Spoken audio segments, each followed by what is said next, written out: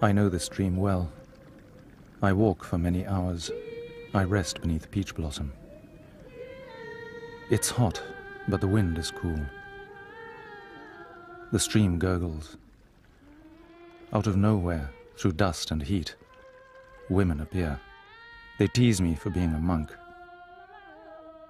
They offer me food and drinks and wish me luck on my journey.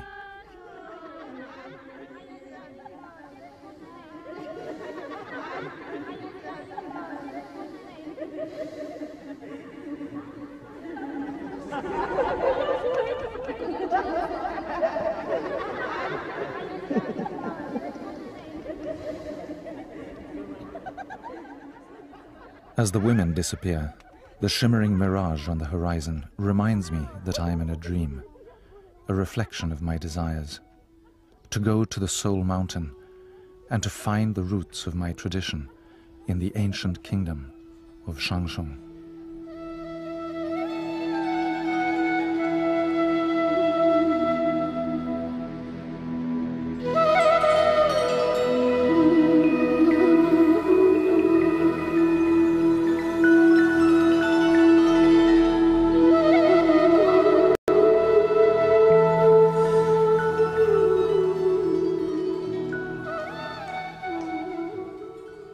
My name, Gelek, means good virtue or good merit. Sometimes I wonder if it was the name that made me virtuous enough to be a monk. In the 9 years I've been here, in Kathmandu, I've learnt about Bön philosophy and history.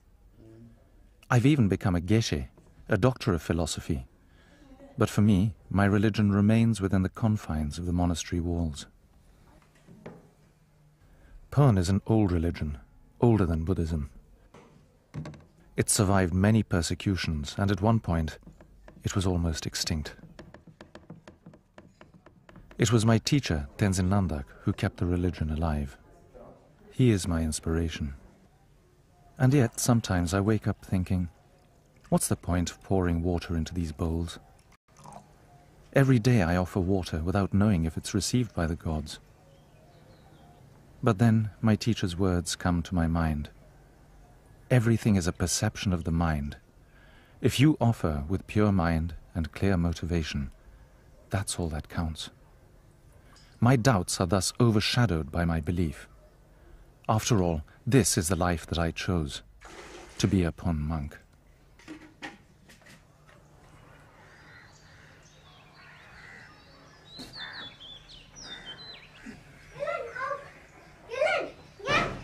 People come to Kathmandu for different reasons.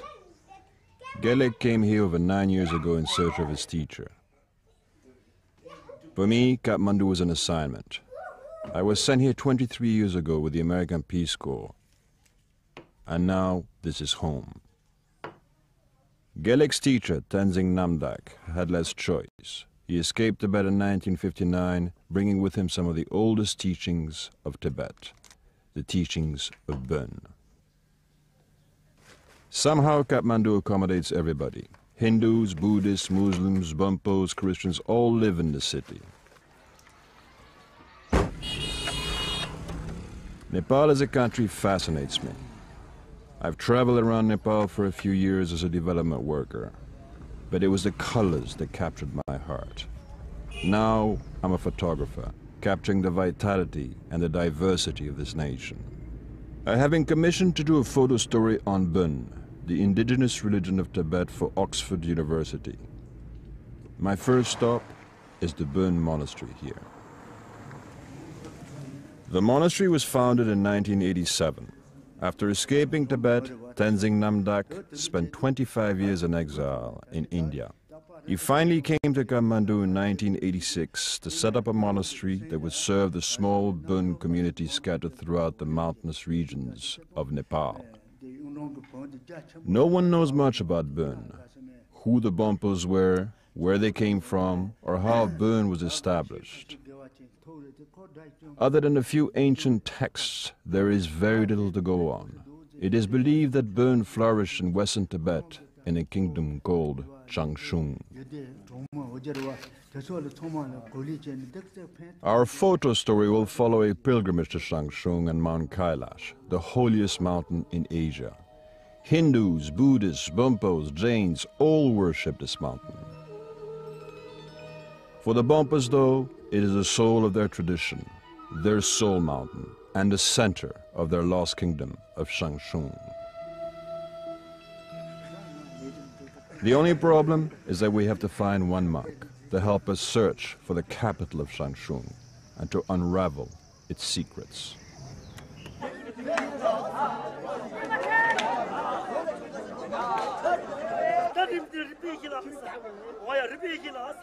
My teacher, Tenzin Namdak, went to Kailash 50 years ago.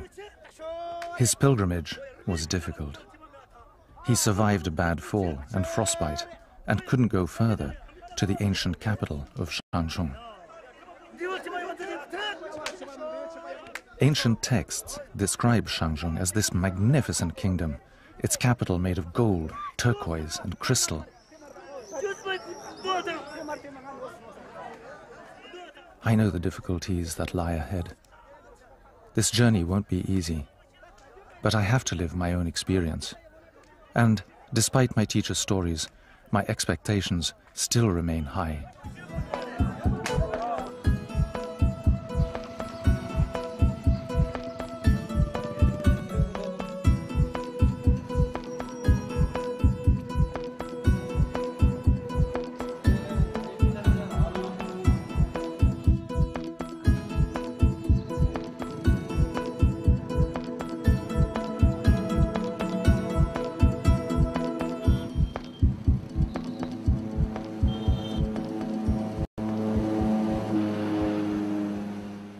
We'll begin our trip in Humla, in far western Nepal.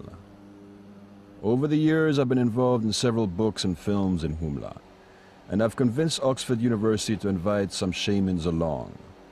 They have made many pilgrimages to Mount Kailash, and their help could prove invaluable. Organizing big trips such as this one requires endless preparations. This trip will be long and through difficult terrain. Accidents, illness, anything can happen. Our first destination is Simikot, in the district of Humla, 650 kilometers from Kathmandu. We will be joined by the shamans here, and we will proceed on foot another 65 kilometers across Humla to the narrow pass on the Nepal-China border. If we are lucky, we will find a truck to take us to Manasarovar and Kailash. From there, it is 6 hours to Kyunglung, the capital of Zhang Zhung. Humla is one of the most remote areas of Nepal, at an elevation of 2,900 meters. There is a curious mix of people here. The Khasa tribe migrated from the plains of the south carrying Hindu gods with them. The Bird came from the north, bringing their Bonpo gods with them. Subsequent waves of Buddhism have left only the faintest traces of Bern here.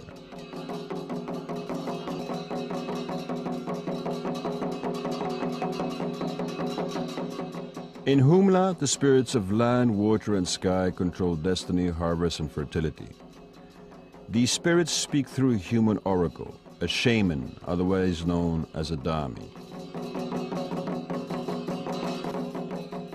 These practices could be all that's left of Bern in these remote regions.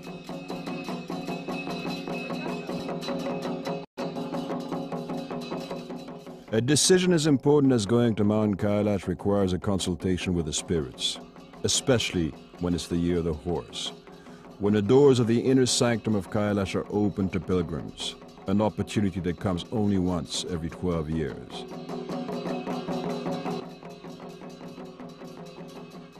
A pilgrimage around the inner circuit will bring the Dami's great merit, but it's up to the spirits of Zhang Zhung to decide. Until the 8th century, Zhang Zhung covered a vast area, including parts of Pakistan and far western China. Zhang Zhung was ruled by Bonpo kings, and under their reign, the Bern religion flourished across Central Asia. But the seeds of change had already been sown.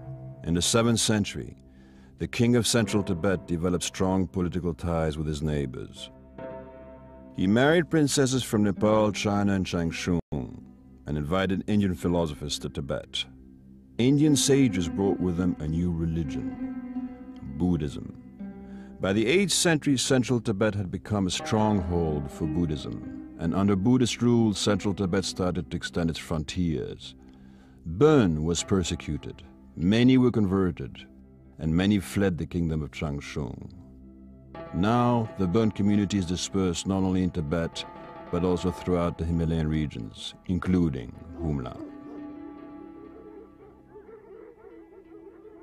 Today, after a long time, I became an observer to a ritual and not a part of it. The ritual did not convince me. I'm told that the Dhamis channel the spirits of Zhang Zhung. But I'm also told that some Dhamis sacrifice animals.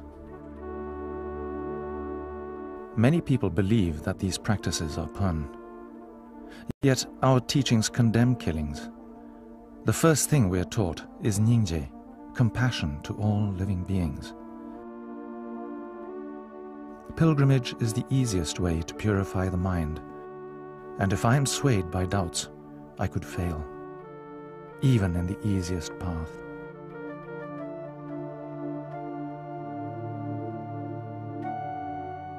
I have to travel many days with the Dhamis, and my compassion should extend to them. According to my teacher, obstacles can strengthen practice and faith, as long as one does not get attached to them.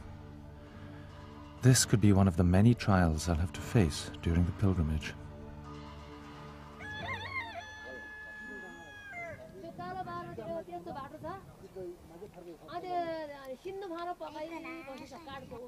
We have been told that we cannot make a start today.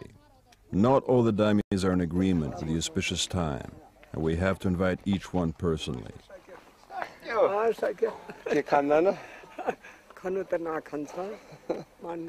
Taka Bahadur has been to Mount Kailash 3 times. Circumambulation of the mountain 3 times in life has great importance for a Dhami. Taka Bahadur, like other Dhamis, consults the spirits to cure diseases and solve problems in the village. The more merit he accumulates, the more powerful he'll become. Taka Bahadur has multiplied his merits by going to Kailash the last year of the horse. This year, Taka Bahadur says he cannot go. His spirit god has come to him as a white eagle, warning him that if he goes, he will suffer in the hands of anti-government insurgents, who are now in control of this area. Finding all the Dhamis is not going to be easy. Their houses are scattered in different villages, and visiting all of them could mean a whole day of walking. Tsering, a shaman priest, assists the Dhamis in channeling the spirits. His role in the community is important. He interprets on behalf of the spirits. Tsering inherited his powers from his father, but he did not want to follow the tradition and became a policeman instead. For 5 years, his gods tormented him until he finally gave up his job and became a shaman priest like his father. Tsering has suggested that he organize a meeting of all the Dhamis to decide who is going. In the 2 nights that we've been here, there has been heavy fighting between the army and the insurgents.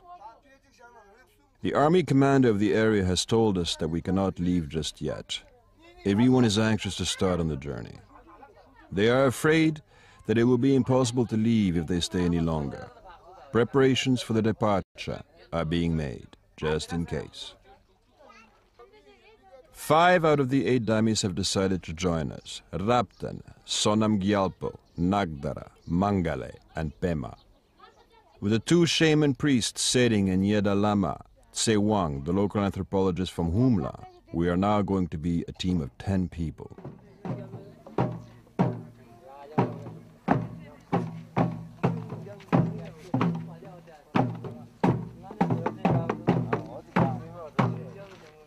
After 9 days of waiting, we're finally leaving Humla. It's a matter of much excitement to me. My feelings about this place are mixed. Certain words, certain objects are definitely from Zhang Zhung.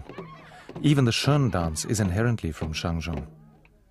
But people here consider themselves Buddhists or Hindus, And despite shaman priests like Tsering invoking spirits from Zhang Zhung, nobody is practicing Pön here.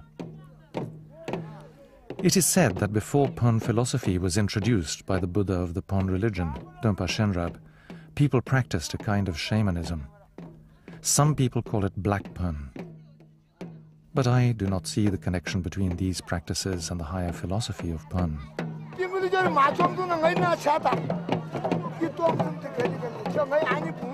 Everyone has consumed enormous quantities of Chang, alcohol that plays tricks with your mind. Tsering, who is otherwise a methodical man, has become like an excited child. But the people of this area have welcomed us with true heart. I don't think it matters much to them whether I'm a Pön monk or not. They've given me hospitality and treated me well, even giving me butter blessings. The simple hospitality of the villagers is touching. The people of Humla are like people from my village in Tibet. Simple, hospitable, and true to their hearts.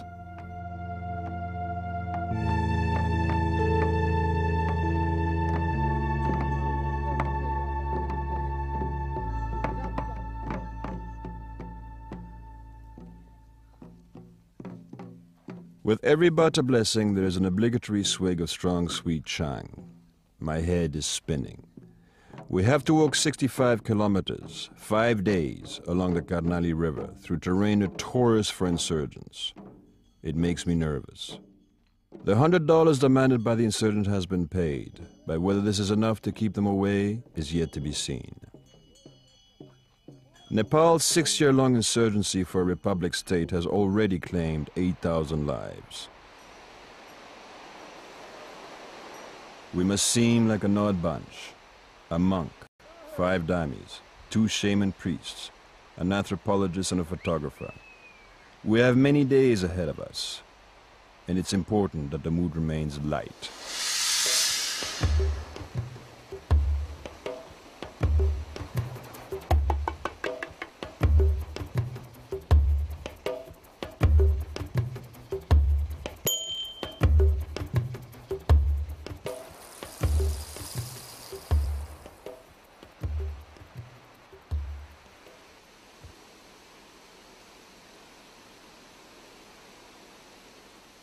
The 5 damis have 5 different moods.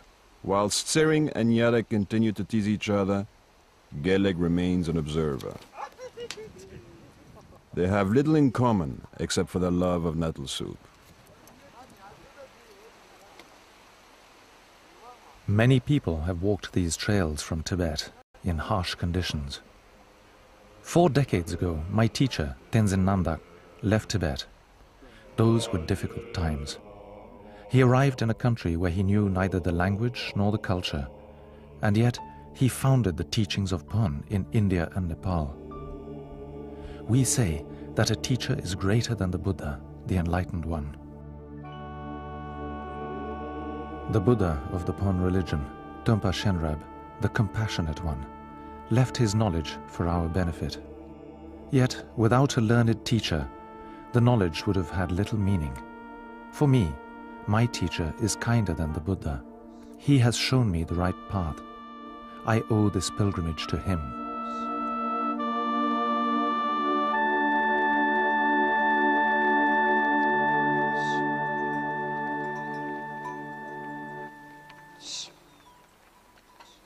This is our 2nd day on the trail. These half-empty trails were once full of caravans carrying salt and wool from Tibet. The salt trade died with the roads to Tibet. Now, it is just the sheep and their herders who are left to be photographed. Off the trail, there are many hidden places, each one with its own peculiar story. The deity that protects this monastery is considered extremely powerful, wrathful towards his enemies, but generous to his followers.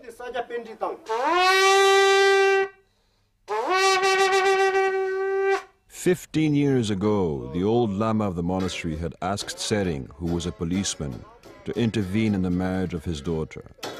When Tsering refused, his body broke into painful sores. His wife became seriously ill. Both nearly died.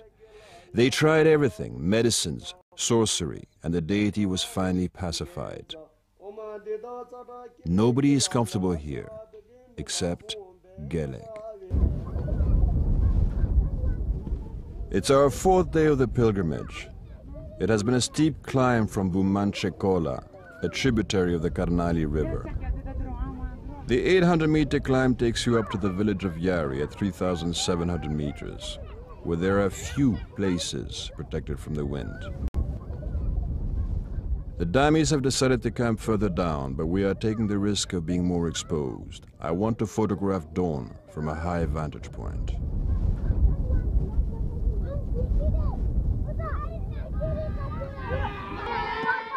Gelek has immediately made friends with the children of Changnoi village. This is not the first time that children are drawn to him. Gelek is the Pied Piper of Yari. If they could, the children would follow him all the way to Kailash.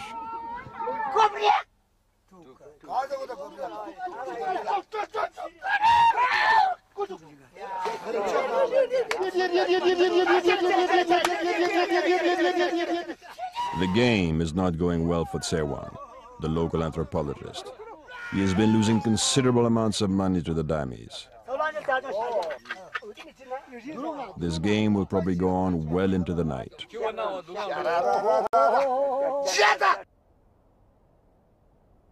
Tonight's silence is a welcome change. It's in solitude and silence that I am the most comfortable. A monk's training demands that. I realized that my expectations of the Damis were too high. I thought they would meditate and practice. Never had I thought that they would drink and gamble. I'm almost afraid to venture into the cooking area lest they slaughter animals for meat.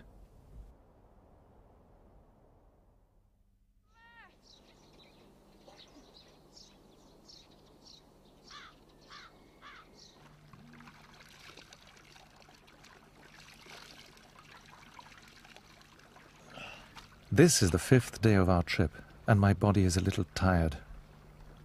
Last night was cold. I should be more resilient. Perhaps the altitude is taking its toll. After all, we're 2,000 meters above Kathmandu. Thomas, on the other hand, seems unaffected. For a man who is 12 years older than me, he is in good shape. He not only bounds up the trail, but the minute he sees anything to photograph, he darts off with the energy of a young man. Maybe I've been sitting in the monastery for too long. I seem to have forgotten the art of walking these mountain roads.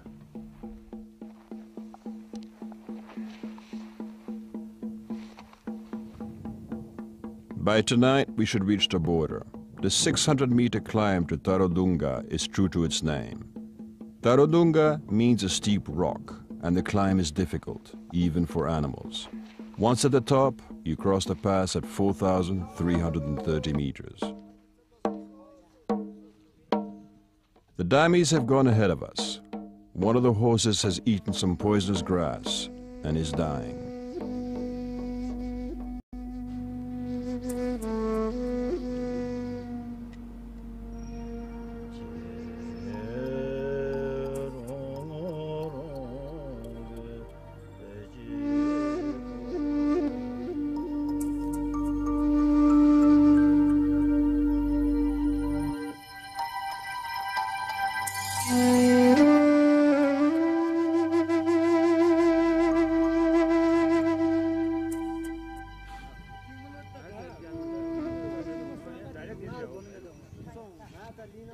A death before the border is considered a bad omen, but the Damis are playing their usual self.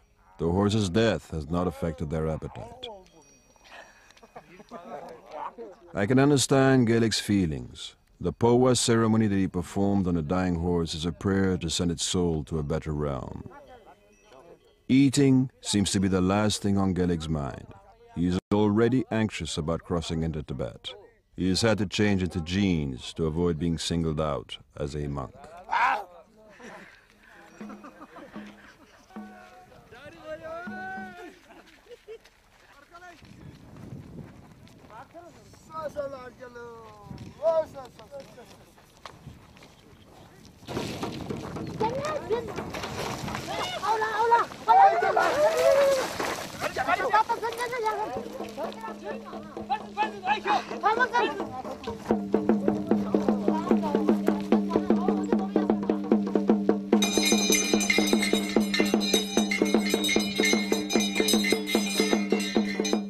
Without realizing it, we have stumbled across a power spot, an important spring source that feeds directly into Manasarovar, many miles away. It is still another 3 hours to the border town, and Sonyam Gyalpo going into trance is not going to help. The Damis have announced that they have no identity documents.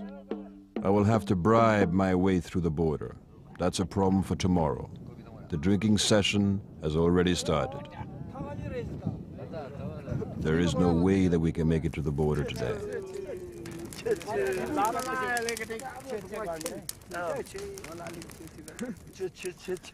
The Damis can be endearing. They find humor in the smallest things, and I find myself participating in their bantering. But my mind is unsettled. Death brings home reality and clarifies the purpose of life. Through Dzogchen, the highest practice of Bon philosophy, I want to be free from the cycle of death and rebirth and dissolve into the natural state, into the pure white light of the rainbow body. This is not possible until the mind is clear, like a mirror, reflecting one's true nature. As long as the mind is clouded, reality is obscured by the duality of our minds. Ultimately, good, bad, happiness, sadness, everything is a layer of this cloud.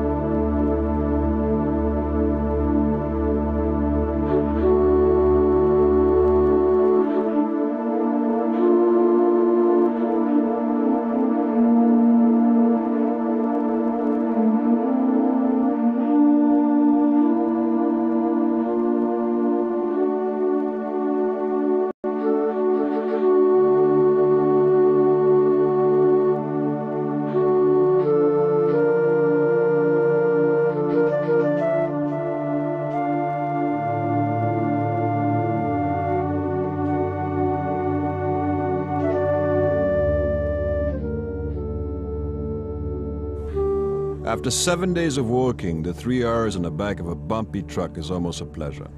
We've had to hitch a ride with other pilgrims, leaving our driver in a broken-down truck. We have arrived at the shores of Lake Manasarovar, a jewel cut into the rough landscape, our first destination in Tibet.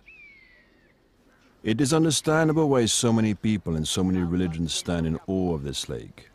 For many, the lake represents a lotus flower with 8 petals. For others, she is a consort to Mount Kailash. But for the Damis, this is perhaps the most important destination. Lake Manasarovar is a source of power for the Damis, where their ancestors have always come for rebirth and renewal. Bathing in the cold water will give them divine wisdom and empower them with the language of gods. But first, they must prepare. They have to invoke their gods and appease them for all their trespasses. They have to make their ritual offerings. While their ancestors used to sacrifice animals, they now offer dough, representing the sun, the moon, their own clans, and their communities. Every action has to be pure, for otherwise, this could be the last trip for the Damis. They believe that there is an underwater kingdom beneath the lake's surface, where sea sheep and water yaks dwell. If their intentions are pure, they will be endowed with spiritual blessing. If not, they could be dragged under the water and will be lost in the underwater kingdom for eternity. Everyone is on guard. Sonam Gyalpo, like the rest of the Damis, cannot swim.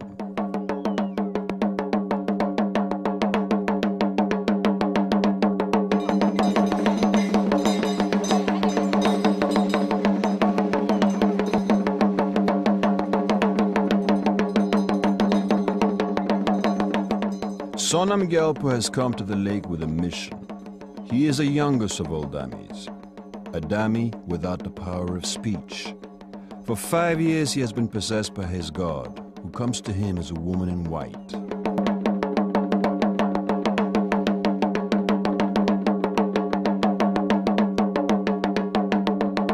Sonam has inherited his powers from an old Dami who died 5 years ago in the village. Now that he has finally returned the dreadlocks of the old Dami to the lake, Sonam will be able to speak the language of the gods.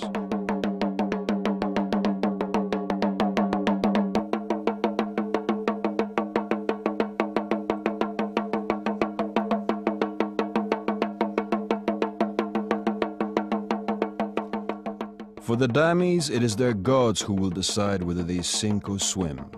But Gelek worries me. Although he says he can swim, I am not sure. The water is freezing, but if worse comes to worse, I may have to go in myself.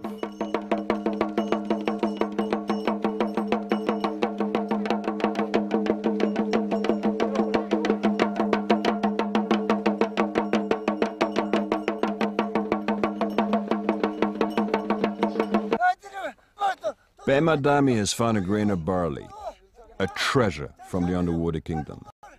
He says that his village will now have a good harvest and that his son will inherit his powers once he dies. This is a good sign for Pema and the village.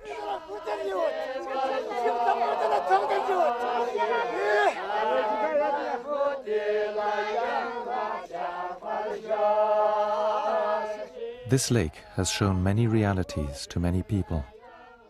Today, it has clearly shown me that the Damis were possessed by spirits.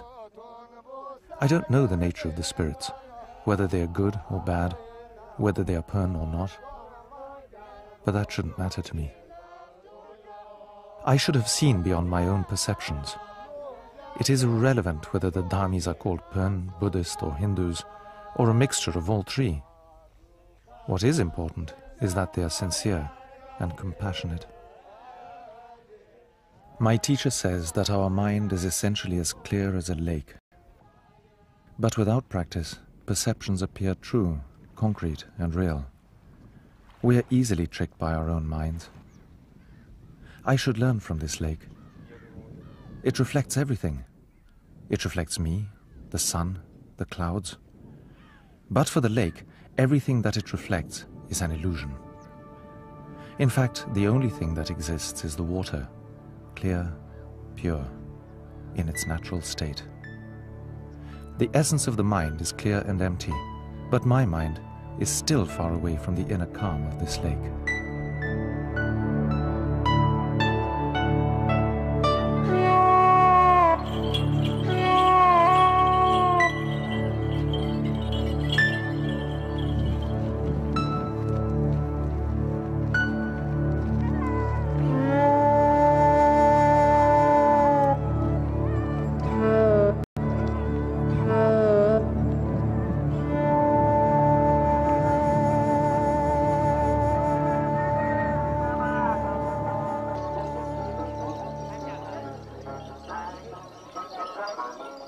It is the full moon of Sakadawa, birthday of Shakyamuni Buddha. We have arrived at the foot of Mount Kailash, the starting point for the Kora, or circumambulation of the mountain. There must be over 50,000 people here, yet it amazes me how Gelek takes everything in his stride. Even among all these people, he is completely at home. The Damis, on the other hand, seem a little lost and intimidated. Buddhists from all over the world come to see the Tarboche, a 40-meter pole wrapped with prayer flags being raised. The volume of people is overwhelming. As this is the year of the horse, the same year that Buddha was born, everyone is in a complete frenzy to gather as much merit as they can. Simply being here on Sakadawa is meritorious. Tying a prayer flag, burning juniper incense, offering a ceremonial scarf or giving alms, all actions have their degree of merit for the next life.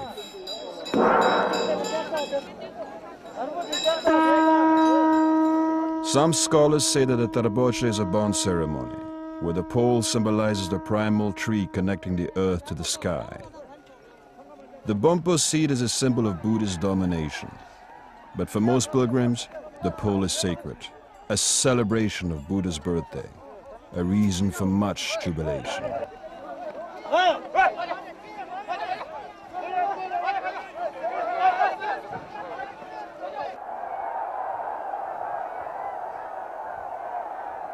According to ancient Bern texts, Shakyamuni Buddha in his former life was said to be the disciple of Trungpa Shenrab, the Buddha of Bern. While there are many differences in opinions between Bonpos and Buddhists, the ultimate goal of both religions is still the same: to gain enlightenment.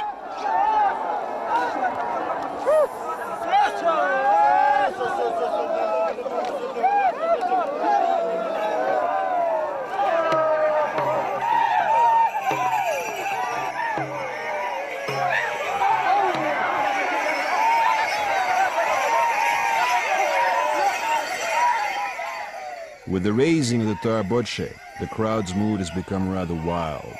I myself have nearly been knocked over 3 times. Photographing here can be a rather dangerous vocation.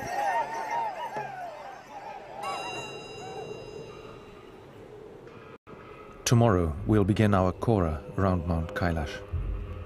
Today I have to make a choice on whether to follow my rituals or whether to satisfy the people in my group. Thomas has suggested that we go clockwise, the Buddhist way, around Kailash. He wants to take photographs and doesn't want the group to break. He has enough responsibilities. It's difficult to say no to him. I could persuade the Dharmis to go anti-clockwise, the Pön way, but I know that they are attached to their own rituals. Mount Kailash is blessed, an emanation of Trungpa Shenrab, the Buddha of Pön. Kora is a mark of respect, and whether I go around the Pön way or the Buddhist way, I have to go around with pure devotion. I shouldn't be attached to my rituals.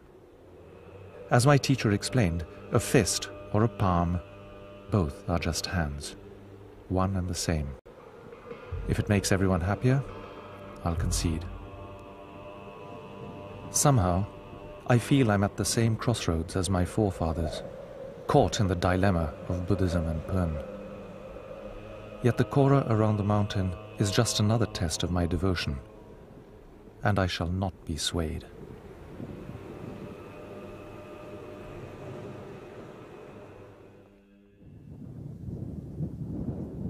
We've now traveled for 9 days, and yesterday's bad weather has vanished without a trace. Our morning has started with a spectacular, uninterrupted view of Mount Kailash. But every day brings with it a new problem. Yesterday was a question of whether to go around the mountain clockwise or anti-clockwise, and today it's a dispute between our 2 cooks. Tempers have flared, and our Nepali cook has hit our Tibetan cook with a rock. Both have now disappeared. We've been left to make our own breakfast, which tastes vaguely like cotton wool.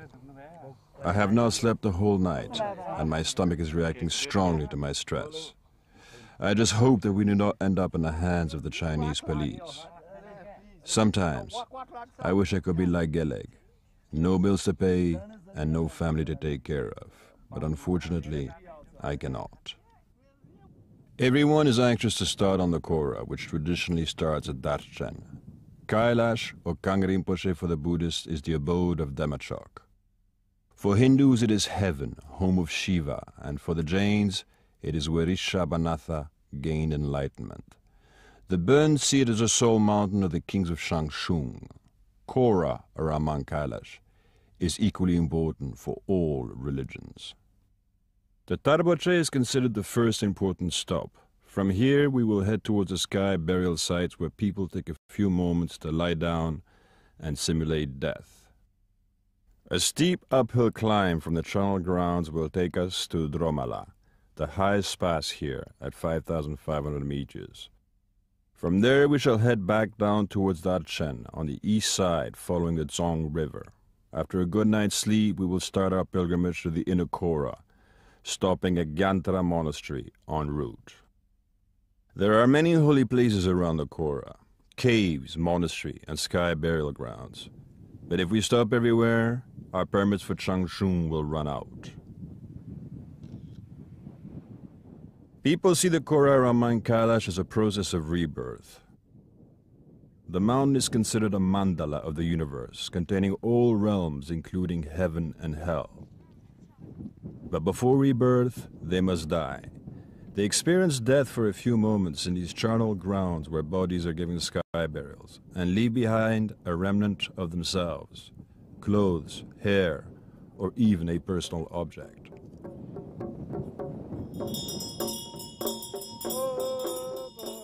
For Nyada, it is an opportunity to practice chid, a ceremony to overcome the fear of death.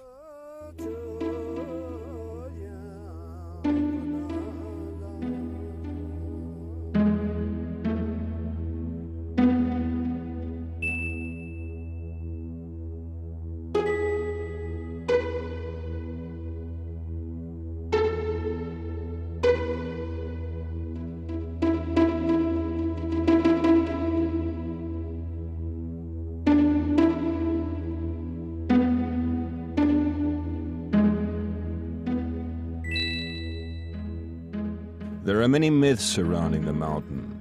It is said that deities and spirits dwell here and only a pure mind can see them. The Bonpos believe that Kailash, or Gang Tise, is a radiant crystal that is forever pure and unchanging. It is blessed by the great white yak Wacheng Gekot, an emanation of the Buddha of Bern Monastery. Legends say that Gekot himself dissolved into the mountain as a pure white light to become the protective deity of the kingdom of Zhang Zhung. Pilgrims take 3 to 5 days to do the Kora, but the ones on a fast track to enlightenment prostrate for 16 days, 58 kilometers around the mountain.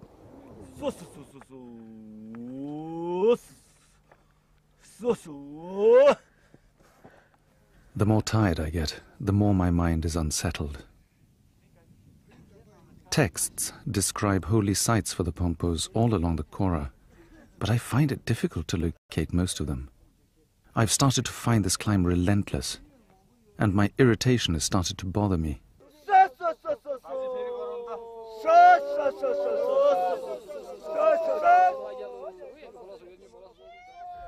The disturbances in my mind are perhaps also caused by meeting Pompo pilgrims on the way.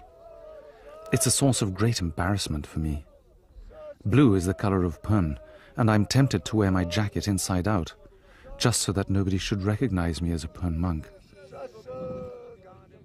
I know it would be childish to do so, and I have to overcome this unease. I have to come back one day and do the Kora the Pön way.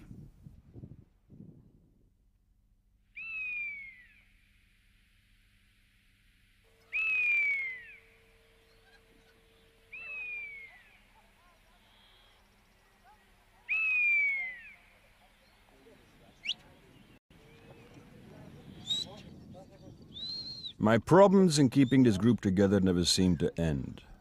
Raptan has been complaining of a splitting headache and has been vomiting all night. But he said he would rather die than go back. Pilgrims die here every year of altitude sickness. Many, like Raptan, do not stop, for they believe that dying in Kailash is auspicious. It is said that the spirits of the pilgrims who die here will be directly taken to the realm of heaven. We are almost at Dromala, the highest pass here, and the climb is beginning to get steeper. Our Tibetan cook has still not been found, and the yak owners want to double the price. It is getting colder by the minute. I have a feeling that Gelek is anxious to complete the Kora and begin the second part of our journey to Kyunglung, the capital of Zhang Zhung. At 5,500 meters, the air is thin. I need to get Raptan to a lower altitude fast. I don't have any medicine for altitude sickness, and the last thing that I need is to have Gelek perform another poa. The death of the horse was bad enough. But Raptan, like the other Damis, seemed to be more concerned about following the tradition. Up here, on the Dromala, people are set to find friends for life. Personal objects of people in the group are gathered, and after a prayer, objects are randomly matched. Those who match with each other will be friends forever. Gelek and Pema are to be friends. Sonam Gyalpo and Yada are going to be friends. And I am to be friend Sewang, the anthropologist. They say that a pilgrimage brings people together. For the Damis and Gelek, this is more true than it is for me.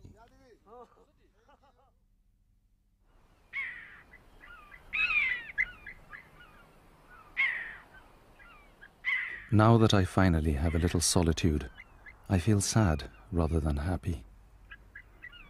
The sudden departure of the Damis has left me with a sense of loss. The Chinese police summoned us, and Thomas had to pay $400 compensation to the Tibetan cook. The police were rather upset and insisted on checking everyone's documents. The Damis didn't have travel permits and were forced to return to their village. It was all very disconcerting. But at the same time, at least they fulfill their goal of bathing in Manasarovar and doing the Kora around Kailash.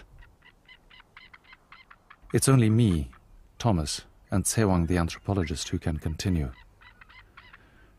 We're at the portal of the inner Kora of Mount Kailash, a gateway that opens only once in 12 years. Yet we're not going in now. Thomas and Sewang have decided to forfeit their desires to go around the inner Kora of Kailash. My eagerness to visit Kyunglong, the capital of Zhang Zhung, must have affected them. I feel bad, but they say they'll come back sometime. They've been good to me. The souls of Zhang Zhung kings still live on Mount Kailash, and this pilgrimage to the Soul Mountain is an inspiration to continue on my path, to look into the nature of my mind. This mirror, the melong, symbolizes the nature of the mind.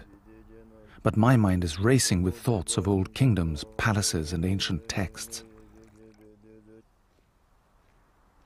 Remains of my culture and tradition are scattered throughout this area, and it makes me sad that only a few know about my religion, my culture, and the roots of my tradition. But here, at Bern Monastery, I feel a sense of calm. Long ago, where this monastery now stands, used to be the palace of the first king of Zhang Zhung. Dönpa Shenrab, the Buddha of Pern and the prince of Olmo Lungring, left his kingdom to propagate the teachings of Pern in distant lands. He arrived at this palace and gave the first teachings of eternal Pern. People from near and far came to receive the teachings of Dönpa Shenrab. The ruins of the palace still remain, and standing here, it makes me proud to be a part of this tradition.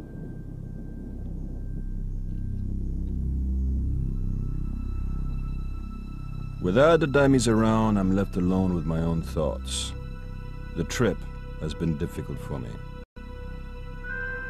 I feel I have been unfair to Gelek, but my loyalties were divided. Gelek renounced his desires to go around the Mount the Bern way for my sake. His selflessness makes him everything a man should be. I have everything a man needs, and yet, far from being content, my mind is aggravated. I feel honored to be here with Gelek, especially as we approach Titapuri, the gateway to Kyunlong, the ancient capital of Changsung.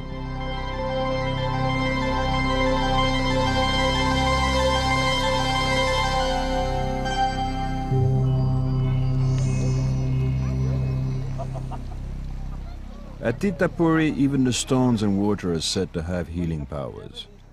Pilgrims bathe in the hot springs to cure diseases. Here, even the dust from the rock surfaces is said to have healing powers. Gelek says that it treats hangovers.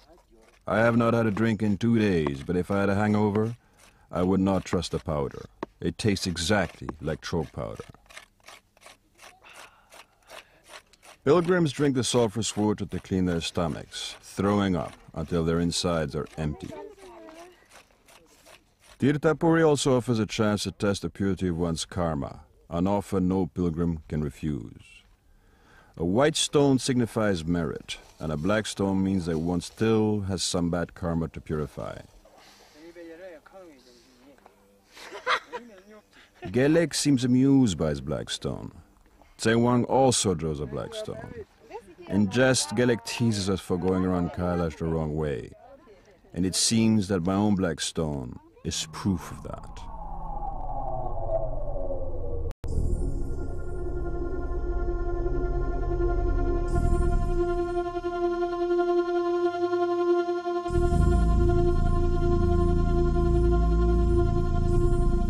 We have finally arrived in Gurugam, in the Kyunglung Valley. It is difficult to imagine a bustling civilization of 30,000 people in this empty, barren landscape. The only visible man-made structure is the monastery. The rest is rock surfaces carved by the wind and the sun. Until the 10th century, a whole civilization existed along the banks of the Sutlej River. The caves and the canyons were winter homes for people. In the summer, they would leave their caves and live nomadic lives in tents with their animals. The once unique language and script of Zhang Zhung are all destroyed and forgotten. In the history of this desert land lies the roots of the Bern tradition, Gelek's tradition. This day has been magical. I am here to encounter my past, my identity, and never had I anticipated meeting my childhood friend. I haven't seen Tsultem Gyaltsen for 20 years, and I never even realized he'd become a monk. The last time I saw him, we were at school together in Kham, and now he's an Amchi, a practitioner of traditional Tibetan medicine. His teacher is the much revered Gelong Rinpoche, a classmate of my teacher, Tenzin Namdak. My teacher had once told me about Gelong Rinpoche, a great man and an ember that kept the Pern religion alive inside Western Tibet.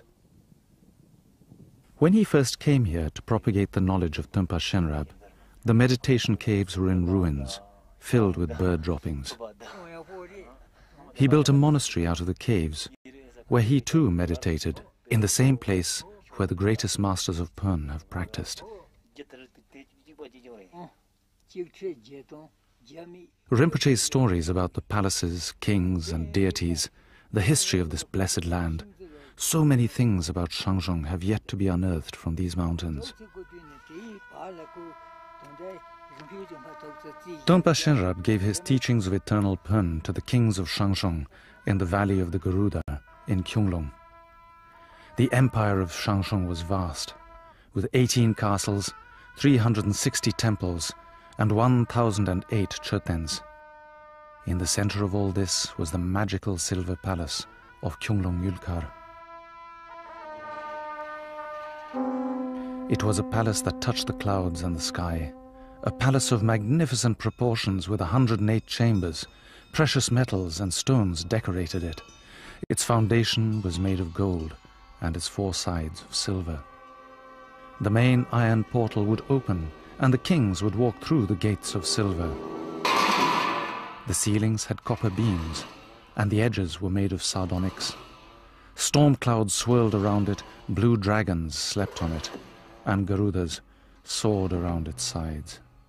The king and his family would live side by side with gods and deities.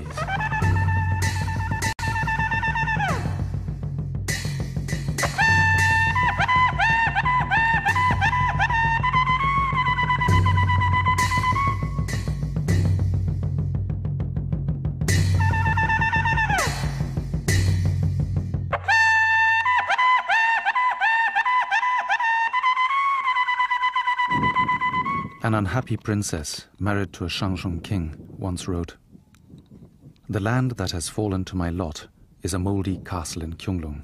Others say a heavenly place. Seen from without, all gorges and boulders, but seen from within, all gold and precious stones. But when I look at it, it can't be good to be in there.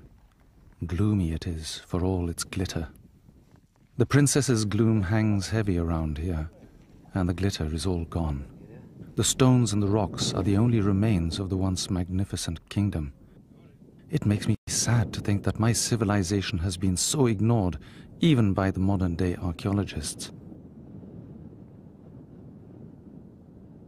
We've been here for 2 days and Gelek has hardly spoken.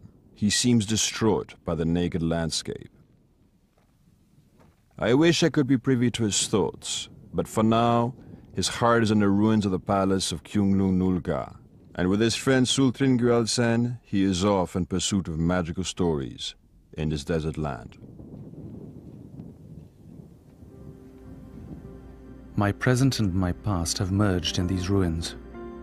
Being here with Sultan Gyaltsen, I wonder if I've taken the right path in life. Our lives were almost the same. Summer grazing the animals in green pastures and winters studying in the Chinese school. I escaped Tibet following the footsteps of my teacher. Sultan Gyaltsen also tried. Twice. But twice he was unsuccessful. Ultimately, it's only fate that determined our paths. The goals of our lives are one and the same.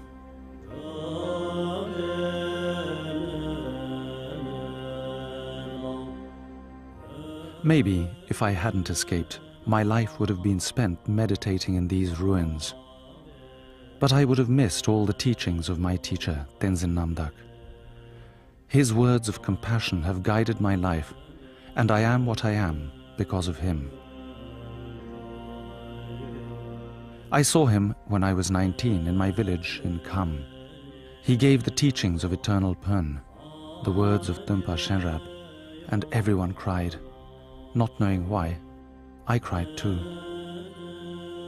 Today, in these empty landscapes, once again, I want to cry.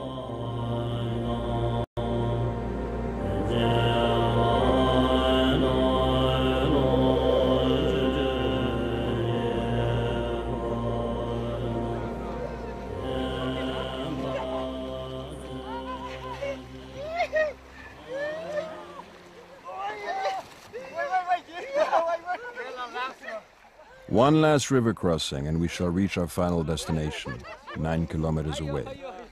I understand that there is yet another silver palace there. Many scholars have debated on which of the two ruins was the actual silver palace. For me, one ruin looks the same as the other. But Gelek seems to hang on to the hope to find something tangible from the kingdom that no longer exists.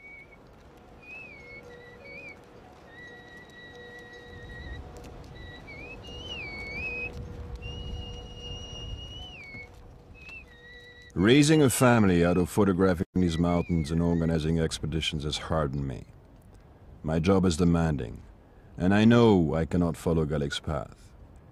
But his faith has made me rethink my path in life. Perhaps this is the purpose of the trip for me.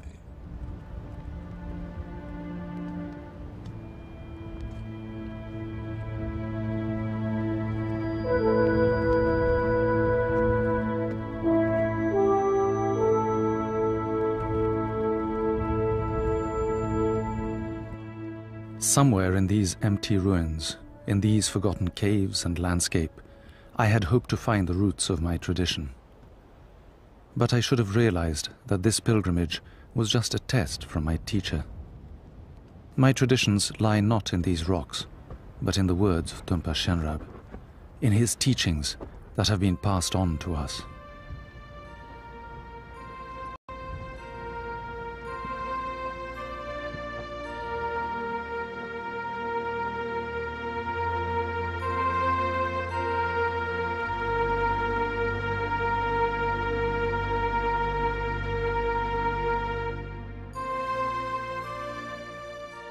The age of fire is dissipated by the wind. The wind is gathered up by water. The water is dispersed into dust. Nothing except knowledge is permanent.